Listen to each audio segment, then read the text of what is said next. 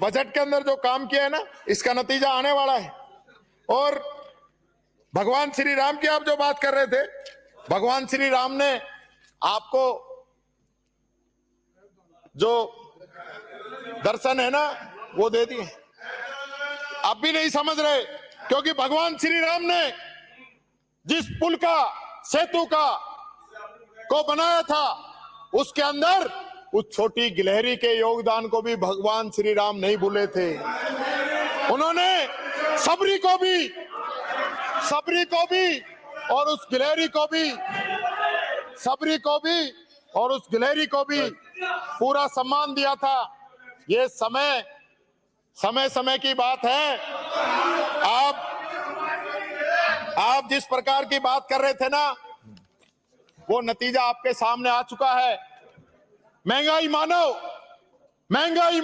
अध्यक्ष जी, जब भगवान श्री राम के मंदिर का उद्घाटन करने गए तो हमारे देश की आदिवासी दलित राष्ट्रपति को नहीं लेके गए, ताकि उनके प्रोटोकॉल की वजह से मोदी जी पीछे हो जाएं।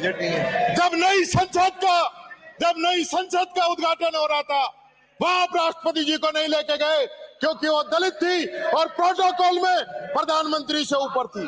और यही कारण है मोदी जी जब अयोध्या के स्टेशन का उद्घाटन करने गए तो आकाशवाणी हुई कि है महंगाई मानो, उद्घाटन मत करो। उन्होंने कहा नहीं, मैं करूंगा। उद्घाटन किया और स्टेशन की दीवार गिर गई। उसके बाद अयोध्या की सड़क,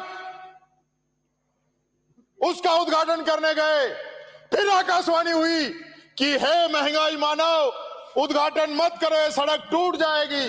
नहीं माने और उद्घाटन कर दिया, पूरी सड़क धंस गई।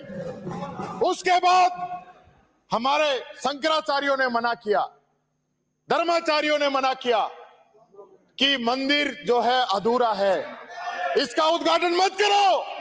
उद्घाटन कर दिया, आज वो सारी छत टपक रही है।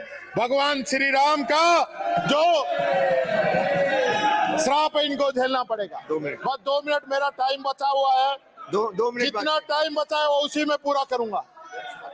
ये तो कर दूंगा। और सुनिए माननीय अध्यक्ष जी सुनिए। और यही नहीं, जो लोग भगवान श्री राम की बात करते थे, वो अयोध्या में हारे, वो चित्रकूट के अंदर हारे, वो सीतापुर के अंदर हारे, वो रामेश्वर में हारे और वो बद्रीनाथ में हारे। और मैं कह रहा हूं अब ये केदारनाथ में भी हारेंगे, सीट खाली हो गई है। और मैं कहना चाहता हूं, पूछना चाहता हूं, वो कौन लोग थे जिनका बयान ये आया था कि राजस्थान में हम 25 की 25 जीतेंगे? वो बताइए, किसने कहा 25 की 25 जीतेंगे? और ये कहा कि हम 5 लाख से अधिक से जीतेंगे? अध्यक्ष जी, कोई इनका अकाउंट खोल रखा है कि नहीं? जो मर्जी जो बोलेंगे, ये ऊपर वाले की लकड़ी है, ये ऊपर वाले की लकड़ी है। जब टिकती है तो आवाज नहीं होती है। ये बात मैं आप लोगों से कहना चाहूंगा। इसलिए प्रयागराज भी हारे, नासिक भी हारे, रामटेक भी हारे। यानी आपको ब्रह्मा विष्णु महेश सब लोगों ने खारिज कर दिया। क्या बात करते हो आप? क्या बात करते हो? किस बात की दुहाई देते हो? इन्होंने अध्यक्ष जी छल, बल, भय, भ्रम और भ्रष्टाचार के दम पे लोकतंत्र को कमजोर करने का काम किया, संविधान को कमजोर करने का काम किया, संविधान की धज्जियां उड़ाई। राजस्थान के अंदर उड़ा रहे हैं। 400 पार हो गए, 400 पार। अरे 200 पे अटक गए। और मैं कहना चाहूंगा, हमारी वित्त मंत्री जी कह रही